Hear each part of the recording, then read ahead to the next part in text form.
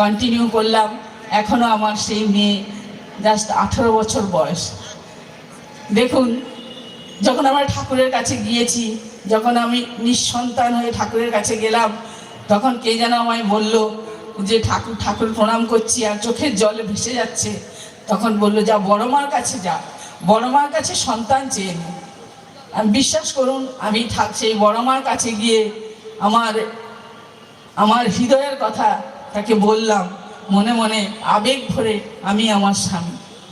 তারপরে আচার্যদেব আমাদের এই নির্দেশগুলো দিলেন। তারপরে দেখুন, এই 40 বছর বয়সেও আমার এবং ডাক্তারবাবুর 50 বছর বয়সেও আমাদের সেই মেয়ে হলো। তাহলে দেখেন, মানুষের না হলে যদি সন্তান হারা হতো, তাহলে আমরা কতটা হতাশাগ্রস্ত হয়ে বসতাম এবং আমাদের সেই জীবন হয়তো আর কন্টিনিউ করতে পারতাম না। এইরকম বহু ছোট ছোট ঘটনা আছে যেগুলো মানুষের জীবনে, যে আমি আর বাঁচবো না, আমার আর বাঁচার ইচ্ছা নেই, বহু মানুষ এরকম বলে।